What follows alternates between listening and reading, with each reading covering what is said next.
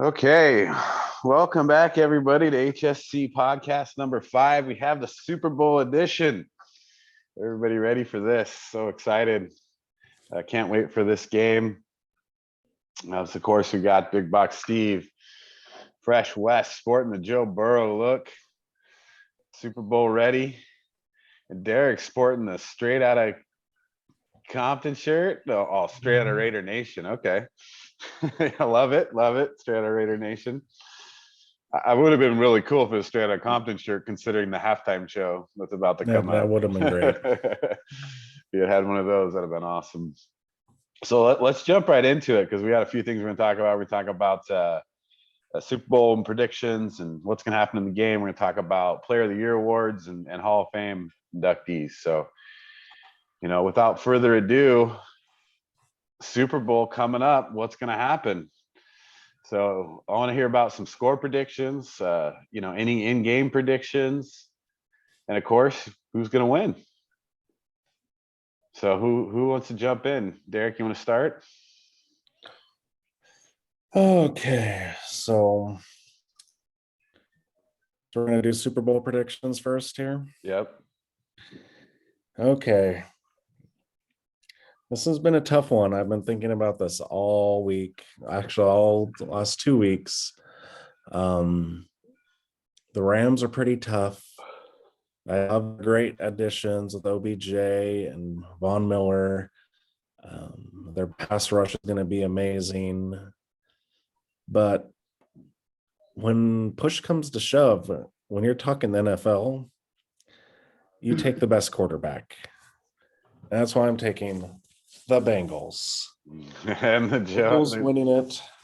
Got the Ocho Cinco jersey. I'm going to take the Bengals 30-28. I think it's going to be close, but it's going to be McPherson winning it at the end. All right. And well, how about an MVP? Well, I really want to take McPherson just because of the odds on him, but our resident Super Bowl expert has told me that there's no chance that a kicker is going to win. So you always go with the safe bet, and it's going to be Joe Burrow. I mean, if they're putting up 30 points, it's hard to say McPherson wins it, right? Unless he kicks 10 field goals. You never know. And then of course he wins it, right? So a lot of points for a kicker to win it. Okay, 30-28 Bengals with a McPherson win. Nice. Wes, what do you think about that?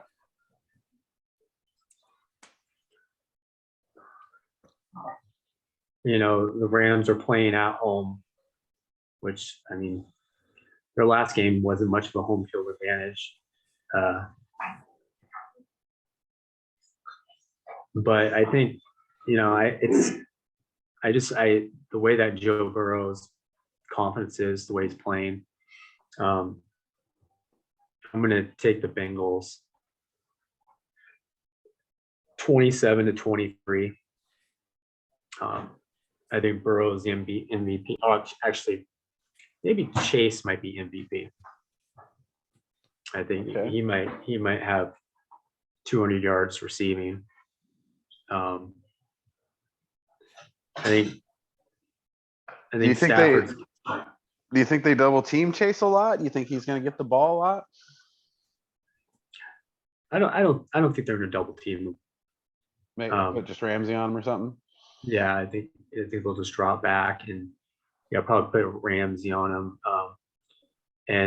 But I think they're just gonna drop back as much as possible, make Burrow throw underneath, and make him pick his way down the field, make him run the football a little bit more with Mixon, see if they can, kind of slow down their offense. But I mean, I don't know if you want to get Mixon that involved. This guy Mixon's tough. Well, it kind of depends. If the Rams come out with a fast start, maybe have 2-touchdown lead or something like that, and then make Burrow kind of plays catch up. But yeah, I think Burrow's gonna have he's gonna have a big day. And I think he's gonna get his first Super Bowl this year, like a lot of great quarterbacks do. Because to me, he's gonna be one of the great ones.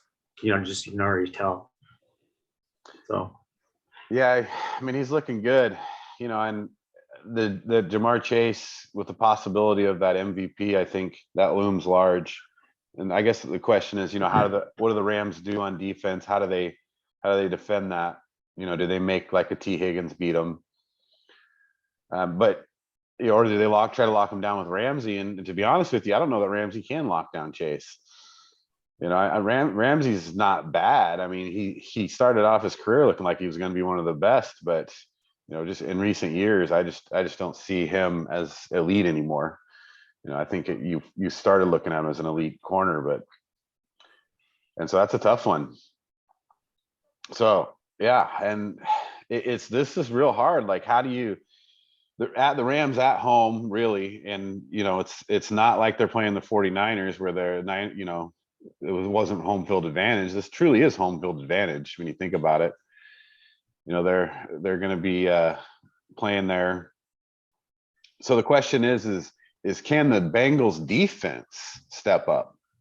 I think the Bengals offense scores. I think they're hard to stop. We know that. I think the Rams defense is good. We know they're going to get pressure. Bengals offensive line isn't great, but the Rams offense is going to score points, right? They scored just as many points as the Bengals did this year of a very high-powered offense. You got OBJ, you got Cooper Kupp, and those guys they're tough to stop. Cam Akers is looking really good, and Stafford looks like he's got some confidence. He really looks like a confident quarterback coming out of the playoffs. So it's a really tough one, and it's hard not to go with my heart here because I want the Bengals to win. I think it's going to be a really good game. I hope it's going to be a really good game. But I got a Super Bowl prediction for you, Wes. The longest pass reception in Super Bowl history, 85 yards to Muhammad Muhammad, right? Jamar Chase beats that in this game. He's gonna go for more than an 85-yard touchdown in this game and break the record for longest reception in a Super Bowl. And I'm gonna take the Bengals, and I'm gonna take them 31-24. Bengals over the Rams. I think either team could win. The Bengals have so much confidence coming out. I mean, they've played a rough road. They've been on the road, so they've done it. They know what it's like. Bengals come in, win the Super Bowl. MVP, Joe Burrow. It's got to be, right? I mean, it's kind of unfair, and we'll talk about that when we talk about player awards, right? But it's hard, they're giving it to quarterbacks all the time. So maybe Chase does get that 200-yard mark and steals it, but I'm going to go Joe Burrow. One sleeper for me for MVP is Jesse Bates. Yeah. Because history has shown, if you get a safety or a corner, it gets a few interceptions, and Stafford's known to throw them. It could turn the tide, and he might be able to come in and win that MVP also. They're going to need him, right? I mean, I don't think Cincinnati wins this game if their defense doesn't step up, right? If they don't get a couple interceptions, maybe force a fumble, have a big special teams play, it's going to be hard for them to win this game without something going their way, which I think it's the same way with the Rams. If the Rams defense comes out and plays like they can, I mean, I don't care what offense you have. That's a stacked defense. That's a tough defense to play against. So it depends on how they come out too. And here's a fun fact. In all the Bengals wins this playoff season, all the quarterback's last passes have been intercepted. Right. I saw that. That's pretty interesting, right? And so maybe it comes down to that, it's 20, 24, 24, 21, 21, whatever, right? And whoever's got that ball last and turns it over last may lose this game or win this game. Well, what about the halftime show? Is it lined up to be one of the best halftime shows we've seen? I'm not sure about Kendrick Lamar or Mary J. Blige, but the Eminem, Snoop Dogg, and Dre are pretty awesome. I'd love to if it was like Ice Cube in there, but Right. it's pretty big. They're saying, like, yeah, for being in LA also. I mean, It's I've gonna seen a be lot good. of non-football fans talking about the halftime show. So I don't know if you know this, Wes. Can this be the most viewed Super Bowl ever? I mean, does it have a chance? Yeah, it seriously has a chance. I've trying to think of what is the most viewed Super Bowl. It's a recent one, but Well, I expect you to know that. I know. I'll look it up. Yeah, I think it will be, just because, there's going to be a lot of stars at the game. Like last week, they showed pictures of everybody. DiCaprio's there, but there's going to be even more stars. So they'll be constantly, maybe even interviewing some stars, and that's going to bring overall general interest, even from younger audiences, female audiences. Does it add to the value that these aren't the suspected teams, right? These weren't the top seeds. Does that add to the value of the Super Bowl? What do you guys think? For me, it does. I was going, I don't want the Chiefs And the Bucks, and right? the Buccaneers, or Tom Brady and the Buccaneers. I want something different. And then I looked it up, the most viewed Super Bowl, and this one's pretty surprising. It's the Patriots against the Seahawks, 2015. Maybe it's like an East Coast, West Coast thing, right? You brought both coasts together. Yeah, could be. When was that played? Because if you don't have a West Coast team, maybe you lose some fan base, right, from that side of the country, as far as viewership. Well, it's LA too. I mean, that was in LA also. So, but LA's now in the Super Bowl too. Yeah, that was in Phoenix. Oh, Phoenix. Yeah. Well, and you think you had Tom Brady against Russell Wilson, two of the highest profile quarterbacks. Yeah, at that time, Russell Wilson he's on fire. He's unlimited. He's unlimited. That was a great game too, right? I mean, geez. Talk about that finish. You give the ball to Marshawn Lynch. I mean, that's all you need to know. Come on, man. That's got to be probably one of the most talked about plays, right? Or calls, as far as the call. Well, I guess the play in general was great, right? Because Butler ends up picking it off. But just that call in general, when you're talking about Monday morning or armchair quarterbacks, right? I don't think more people question that call than any other call that I've ever seen. Well, it destroyed the franchise of the Seahawks as they went downhill from there. Yeah, they've been doing some rebuilding, so we'll see if they can come back. It's going to be interesting to see what happens with Wilson in the offseason too. So exciting Super Bowl, and me personally, I've heard more people talk about this Super Bowl, whether it be the halftime show or being in LA, but I do think it brings some power to the Super Bowl for it not being just the same old teams, right? Not being Tom Brady, not being Kansas City, not being a 1 or a 2 seed. The road that these teams took, I think it says something about that, and also says something about how great the playoffs were this year. I mean, in my opinion, I haven't seen the playoffs this good in a long time.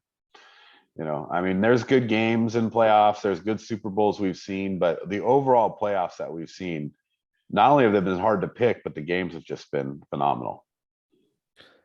There was so many different outcomes that could have happened. Yeah.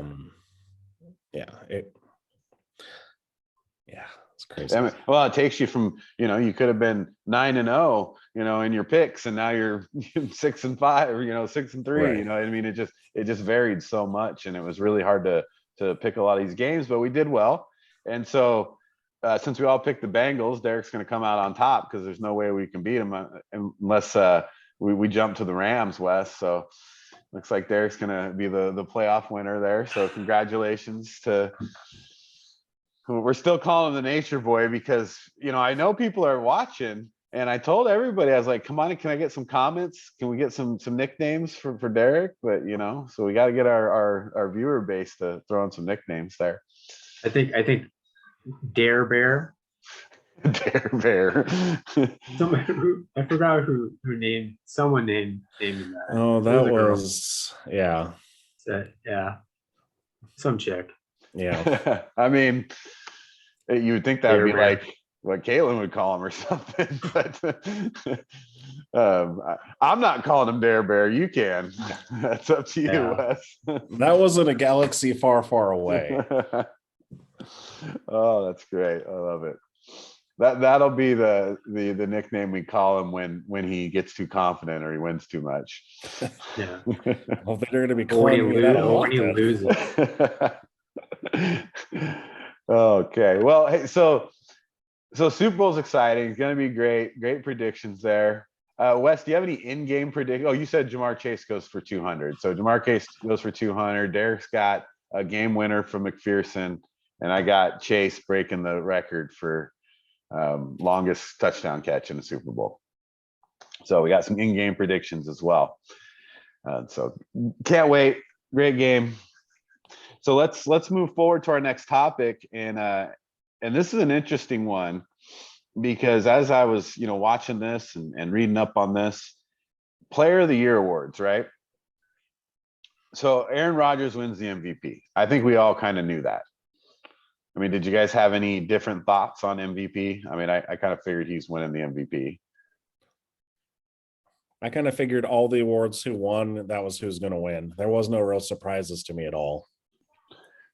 So sticking with the quarterback for a second, and so Wes, I'll go to you on this one just to hear your thoughts. Is it just an unfair advantage for MVP and being a quarterback? Like, how many times can we just have this conversation and the quarterback's always the MVP? Should that be the case, or should it be the case, or not, right? Is that good or bad? I think it gets old after a while. Because MVP is supposed to be, the most important player to a team, in the league. When you're looking at from, who's the most valuable player in the NFL to their team. And I don't think it always should be a quarterback. It's so many players defensively too that make an impact. Donald,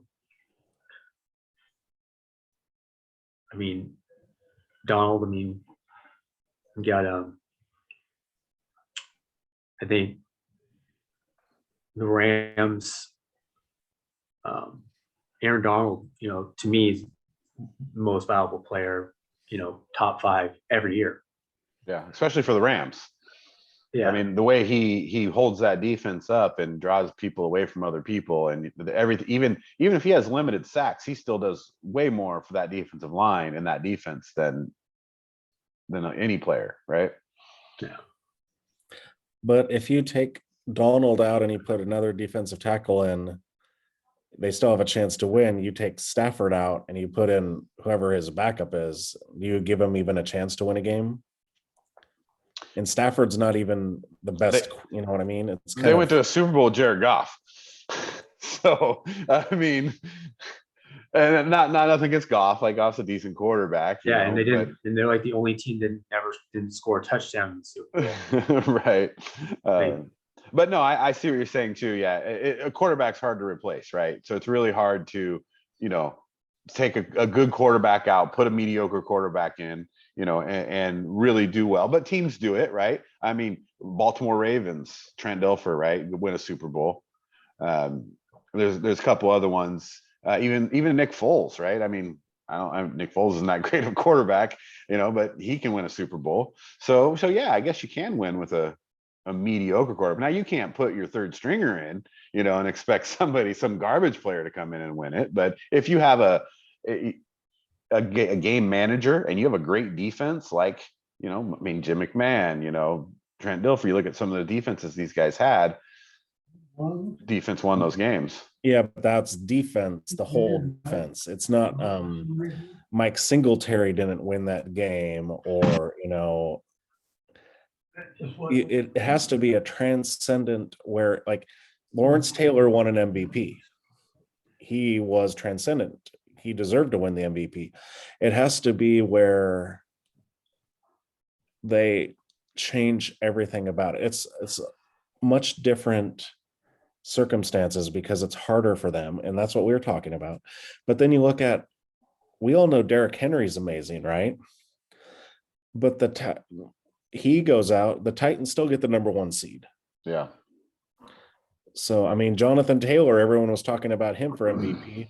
Colts didn't even make the playoffs. Henry, though, legitimately had a shot at the MVP before he got hurt. But you saw they still won. Yeah. They were still the number 1 seed without him. Right. So, like, most valuable, they still were the 1 seed. So let's talk about that as our next topic as we move through these.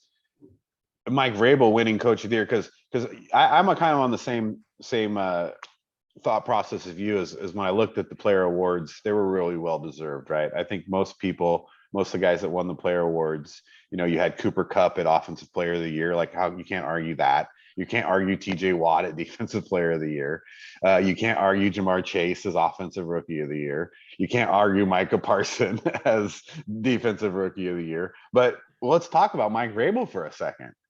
So does he win it because they lost Derrick Henry and then they still get the 1 seed? Does that make him Coach of the Year? And does he deserve that Coach of the Year? I believe if you look at it, if you look who got second, it was LaFleur. And we already said he had Aaron Rodgers. So I don't really think he should have been in the consideration for Coach of the Year. Just because you have the best record in the league doesn't mean you're the best coach. I mean, Mike McCarthy's had best record in the league before too. So, but with Vrabel, yeah, it's because Derrick Henry went down, and that's what they thought all they were was 30 times giving it to Derrick Henry, and then he still goes out and is the 1 seed. So I think Vrabel deserved it. It's a regular season award, so right. That's why he gets it. Only other, I think Bisaccia got 3rd, which is kind of amazing for an interim coach. But I thought like Kyle Shanahan should have got more votes. Right. What about Zach Taylor? I mean, Yeah. So, yeah, Wes, talk about that, because you're talking about, even though it's a regular season award, the Bengals at one point had a chance to win the 1 seed in the AFC. Like they lost a couple games at the end, but they still could have been the 1 seed.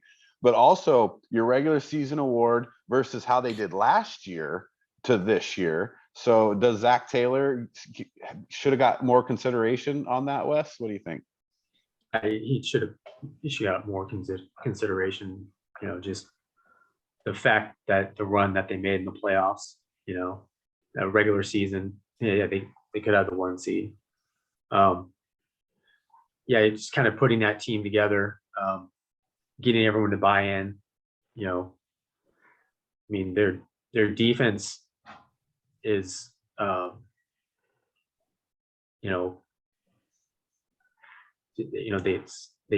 play great as a unit, getting after the ball. And the way that he's put together, kind of the schematics on offense, making everything just easy for Burrow. I think he should have been considered. Yeah, I mean, I agree. What do you think, Derek? You think Zach Taylor should have got a little consideration there? Yeah, I can see that. I mean, they went from worst to first, but then you also realize they didn't have Burrow for most of the season too. Yeah, I think he went down like week 9 or something like that. Yeah. And he was a rookie last year, so he will have growing pains, but he was on pace to probably be Rookie of the Year if he would have stayed healthy. Yeah, for sure. And then it really helped that they got Jamar Chase the next year. So yeah, absolutely. The turnaround though, that's my question is is that a consideration in this, even if you don't take the 1 seed, right? Even if you're not 13-3, turning a team around like that, should that be looked at in that coach of the year category? Because we knew the Titans were going to be good. Yeah. But did we know the Titans would be good without Derrick Henry? Right. And then I think that's probably wins Vrabel the coach of the year, right? I think the fact that your best player gets hurt, now you come back and you get coach of the year because of that. I agree with you 100%. I think that's why he got coach of the year, is because they did it without Derrick Henry. I would give the Bengals the executive of the year because they made some really good pickups in free agency, the draft. Everybody was dogging on them for taking Chase over Penei Sewell. Right. And I get it, but it seemed to work out. They're in the Super Bowl. So, well, and to be honest with you, actually a lot of people questioned their offseason moves before, right? Now everybody says they're geniuses, but before, if you look back, they were like, what are the Bengals doing? They're not building to win, but it looks like they did.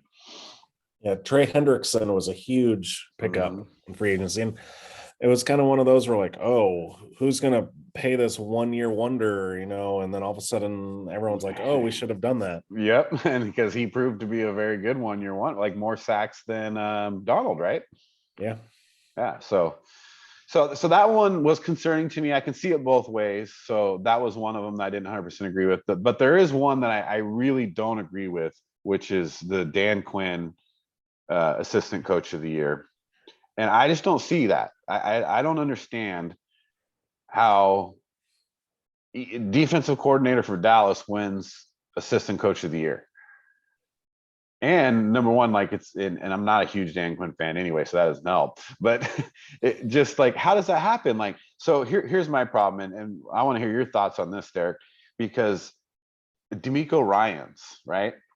San Francisco, yeah, they have good players, but they were banged up all year. And he was putting guys in positions and playing people out of position. They ended up with a great defense all year, held them up through the playoffs, got them to where they were at, almost got them to a Super Bowl.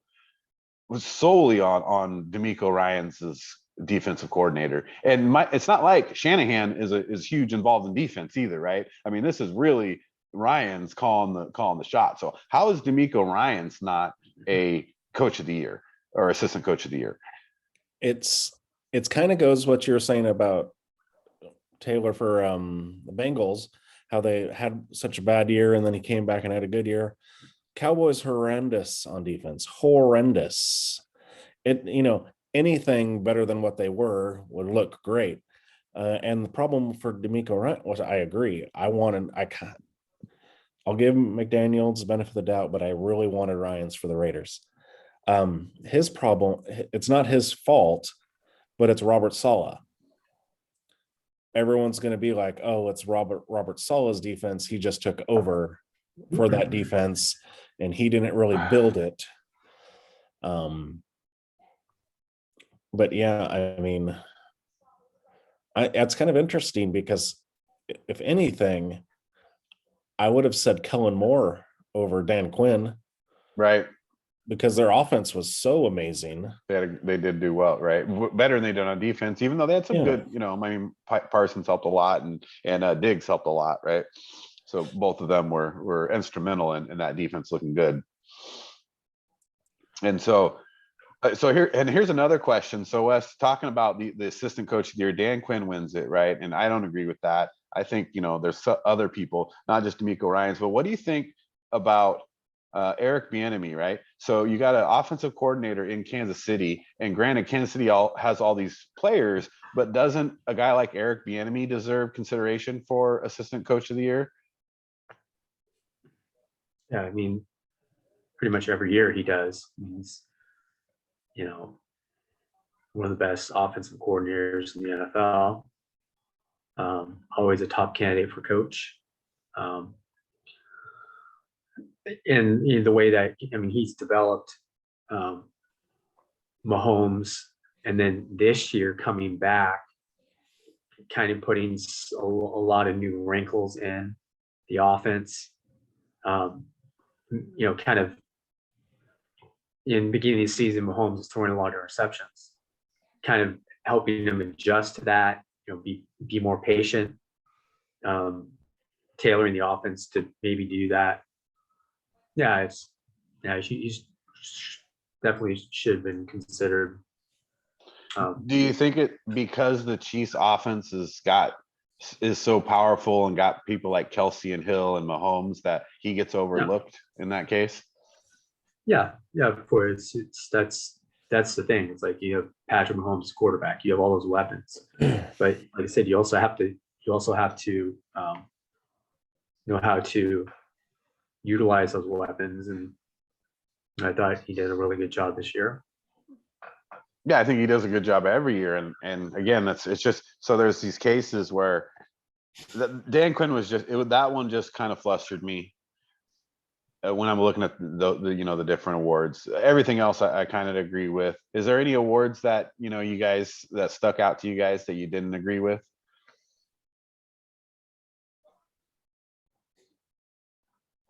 Yeah, I think it was kind of obvious in most cases. It's kind of like the wild card round.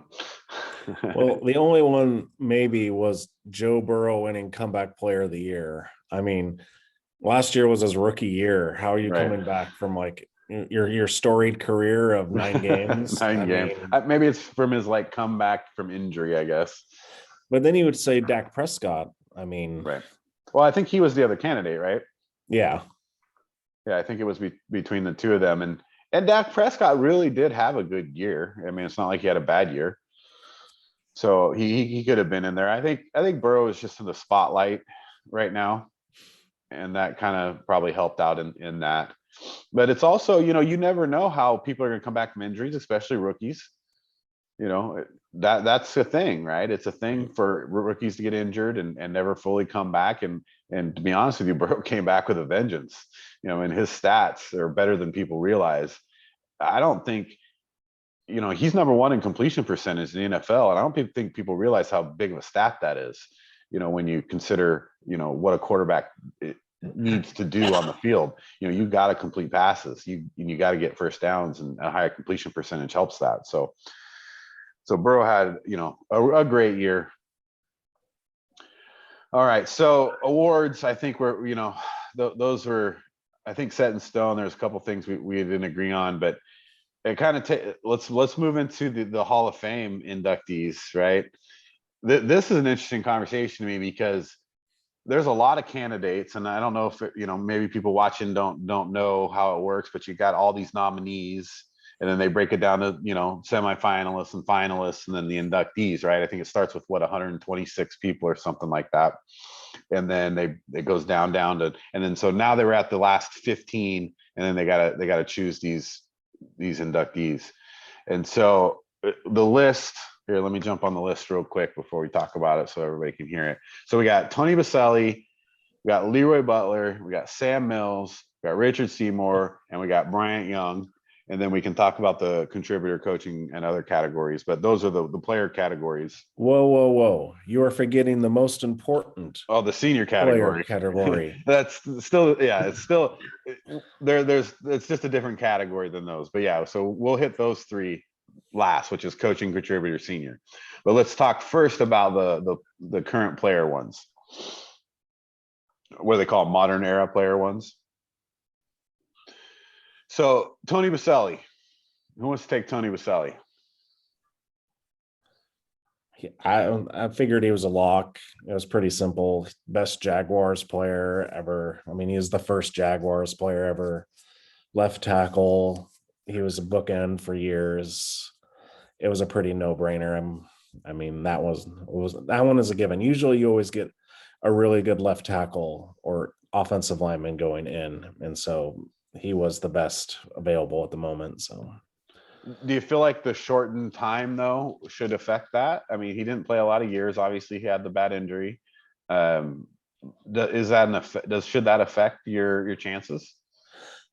Well, it didn't affect Terrell Davis. And so, I mean, Baselli was dominant the entire time he was in the NFL. So I think, I had no issue with Baselli. He was dominant as he could as any left tackle during his time. Okay. I mean, I don't have any disagreement with that. Wes, what do you think about Baselli going in?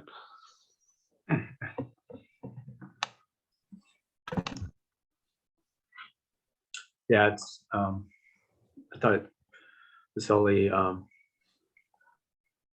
yeah, how many years ago did he retire? Right.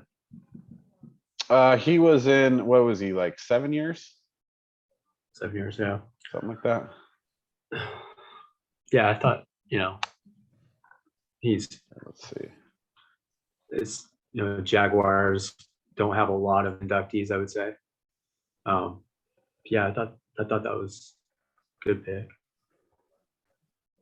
So take Baselli versus a guy like Willie Anderson who didn't get picked in. Willie Anderson played a few more years, was a really good offensive tackle, pretty dominant. What's the difference there? Why do you put Baselli in and not Willie Anderson?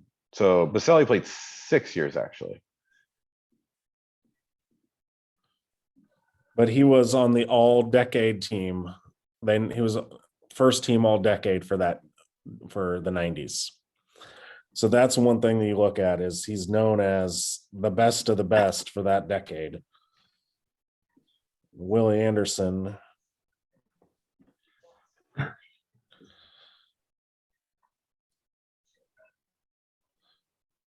I mean, he's good, but he wasn't an all-decade member. He had 4 good years. Willie Anderson also had only 4 good years. He played 12 years and had 4 Pro Bowls. So he was dominant from 2003 to 2006. So towards the end of his career, which is interesting, but right. Just evolving as a tackle there. I think that one's interesting. I don't disagree with Baselli. When you look at his statistics for a tackle, it's amazing. You look at that, he never gave up holding calls. He didn't give up sacks. What he did as a tackle in the short time he played, it's amazing. And so it's just a curiosity of does time played matter when you're talking about getting into the Hall of Fame, right? There's no doubt you're a great player, right? But the Hall of Fame should have that little different prestige. It comes with that. So that was interesting to me. So moving down that list, Leroy Butler. This is an interesting one as well. Take it away, Steve. I know how much you love Packers players. It had nothing to do with him being a Packer. I just don't really see him ever being as that great of a player. He was a good player, but statistically he played well. One thing he did was he changed the way safeties played in the NFL, which I think is probably why they considered him for the Hall of Fame, right?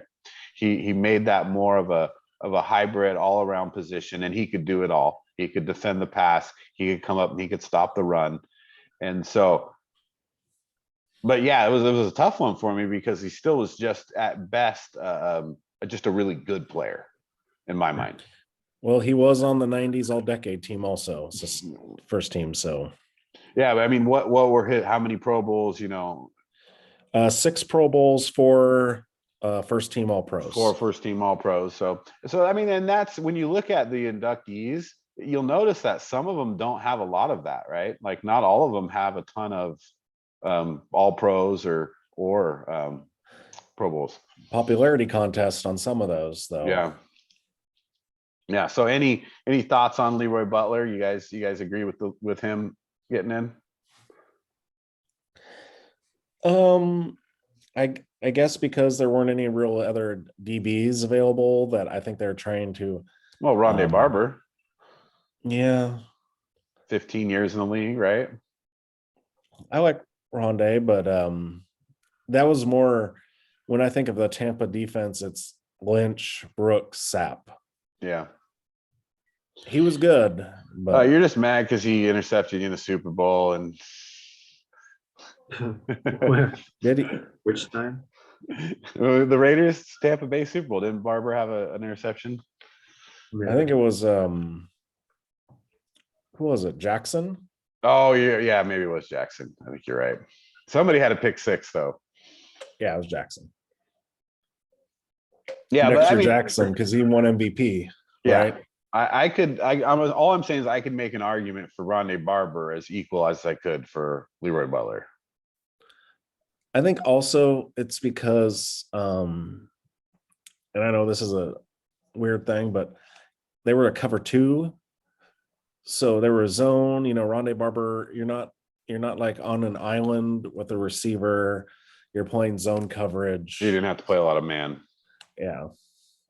Yeah. Okay, so we'll let Leroy Butler in. That's fine. So Wes, what do you think about Sam Mills? How do you feel about Sam Mills getting in? Yeah, I think that's a good choice. Played for the Saints. A great linebacker. Kind of when the Saints started getting good and they had a good defense back then. But yeah, I thought that was a good pick. So he played with a defense though, with really 4 really good linebackers, right? Yeah. The best tandem I think ever. It's hard to argue that. It's hard to argue that was not one of the best tandems of linebackers to ever play together, at that time with the Saints. So does that take away from him though, is the question.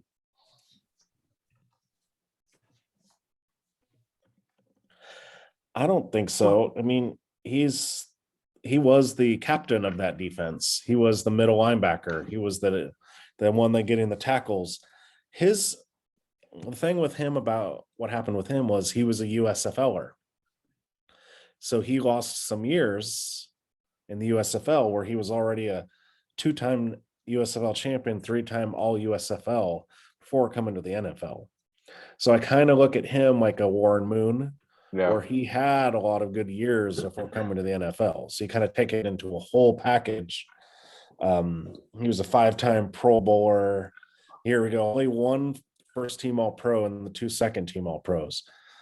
But who else was around in the 90s too? So it's kind of also hard to think of middle linebackers who you're going against.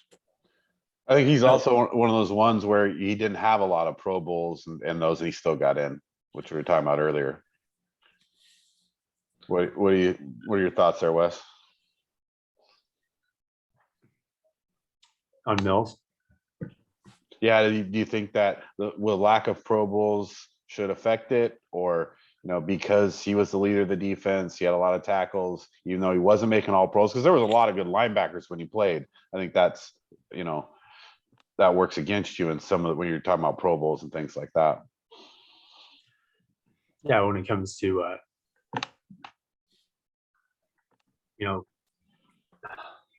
tackles, basically kind of being the leader of that defense as far as just doing all the small things too. I think that always goes unnoticed. But I think you look at linebackers, more tackles. Well, then you have a guy like Zach Thomas, though, who doesn't get in, right? And how different is Zach Thomas from Sam Mills? Exactly, Zach Thomas. That was what I was going to say next. A guy like Zach Thomas, now he should be in the Hall of Fame. He's, like I said, he's always around the ball, and that's the thing about great players is you're they just have a nose for the ball. They're always there. If not the first guy, they're the second or third guy. So yeah, Zach Thomas is a head scratcher for me, but that's how I kind of look at Sam Mills. And I think that's, it should be recognized, more as far as players that, just really, really get to the ball. Maybe not have all the playmaking abilities that these other players do. But yeah, I thought it was good. I thought it was time. Middle linebacker is I think one of the most underrated positions on a defense for sure. Right. I think they don't get into the glory that the sacks do and the interceptions do. I think what it was you needed to get Sam Mills in first, then Zach Thomas can come in next year. Because I don't know, I don't think you could put Zach Thomas in before Sam Mills, and it's not often that you see two middle linebackers going in the same class. Right. Kind of like receiver, there's a huge pecking order of people that still need to get in. So it's going to be, oddly, they didn't have one this year besides Cliff Branch. Right. And they had a chance. You have Torrey Holt and Andre Johnson, Reggie Wayne. So you had guys in the finals there or near the finals. I think Andre Johnson was the finalist. Yep. So so you had three chances to throw a wide receiver in there. So before we move to the next one, why didn't one of those three wide receivers get in there? What do you think? I have no clue, because I'm looking at the spoiler alert, the next two. I think Wayne, Andre Johnson, and Torrey Holt all had bigger contributions to the game than Richard Seymour and Bryant Young. Yeah. So it's kind of odd to me that they put two defensive tackles who are really good, but they don't really jump. They're not like Warren Saps to me. Yeah. So I would have put Reggie Wayne in, or Torrey Holt. Andre Johnson's in his first year. I think I guess you would put Torrey Holt in because Reggie Wayne and Andre Johnson are in their first year. Yeah, I think of the three, you got to go with Torrey Holt for sure. Of those, but yeah, I agree. These last two were the tough two for me when I looked at that and I said, okay. And I'm gonna bring in Devin Hester in the conversation because you knew I would. You got a guy who's making more contributions to the game in other ways, than a lot of other players. People don't realize, what a special teams player brings into, especially someone that you're not kicking to, affects field position, affects the game completely. And then you're talking about the best to ever do it. But you're putting a guy like Bryant Young in. The issue with Hester is it's his first year, and it took Ray Guy until the senior committee, and he's the greatest punter of all time. Everything you just said about Hester, you could say about Ray Guy. He changed field position. He made it kicked, but they had to wait until. The senior committee had to get him in. I just feel Hester, he failed as a corner. He failed as a receiver. He was just a good return man. And he was a really good return man. I'm not saying anything against that. I just don't think he's first year eligible Hall of Famer. I would say, if I'm going to say with Hester, he needs to be behind Wayne, Johnson, and Holt before he gets in. Yeah, it's an interesting dynamic because it's like, well, how did they affect the games differently, and how valuable are they, and what's Hall of Fame really mean, right? Were you one of the best to ever do it at your position? And it's hard with a returner because you're saying, well, they're a corner, they're a receiver, what's their real position, right? But his real position is the best returner ever. That's the only thing with that is he gets the ball maybe 4 or 5 times a game. Right. Well, and that's what I'm saying is, like, you got to consider, if you don't know football, right, from an outside view, because how kicking away from people, and doing that, how that affects the game, right? And so there is a big effect on the game that I think is a little underrated there. So Wes, what are your thoughts on Seymour and Young? 2 defensive tackles got in, and in my opinion, not great defensive tackles, but not bad defensive tackles, right? They deserve to be in the finals. What do you think of Seymour and Richard Seymour and Bryant Young getting in? as far as like, yeah.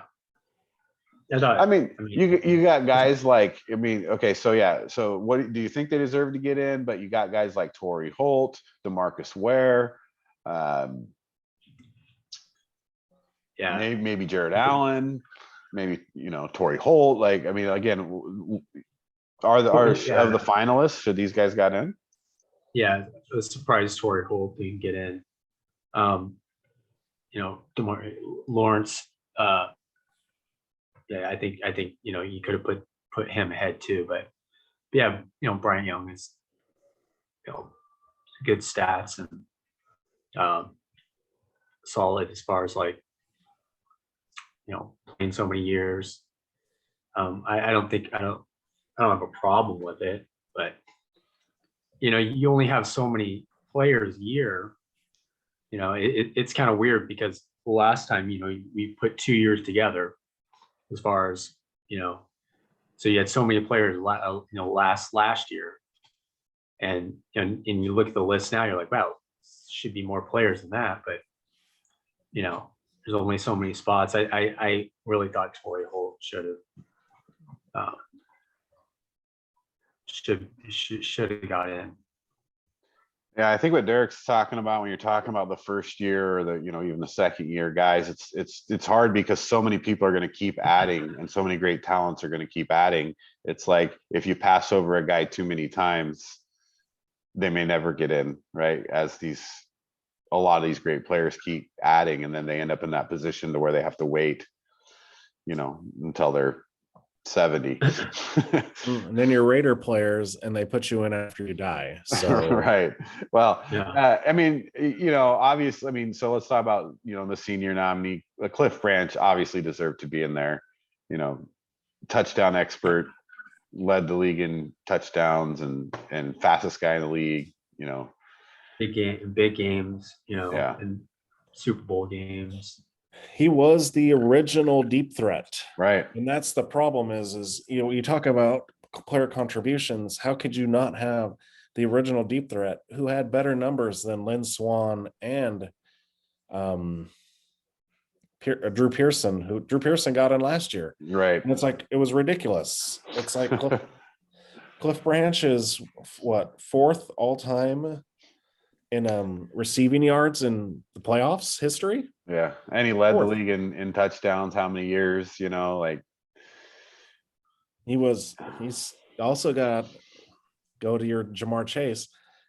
He has tied for the longest touchdown reception in NFL history at 99 yards. That's a tough one to get. That's a lot of things that happen right for you to get the 99-yard touchdown reception. But yeah, I mean, 3 Super Bowls and 3-time first team All Pro, 4-time Pro Bowler. So same as a lot of these other guys, but it took him to the senior committee to get him in. Right. Yeah. And again, maybe that's the issue. Like you get, as more and more people, keep getting eligible, it just becomes tougher and tougher, especially when you're for some of the older players. But Cliff Branch, I think more than, he deserved it 100%. I don't think there's any question when you look at his induction there. So, all right, well, good stuff. We're going to skip over the coaching and the contributor. Great conversation here. HSC podcast number 5, talking about Super Bowl predictions. Can't wait for the game. Yeah, we'll circle back next week. We'll talk about the game, see how our predictions came out. Then football will be over and we'll have to move on. We'll start moving into but March Madness coming up, right? So if you guys aren't up on it, I know it's been a difficult year, but it's great. Like there's going to be a good stuff in March Madness. We'll start talking a little bit NBA, and then we'll get into some other stuff as well. So thanks for joining. If you guys are watching this, please like, subscribe, hit your notification bell so you can see our next things coming up. And go Bengals, right? We'll see you guys next time.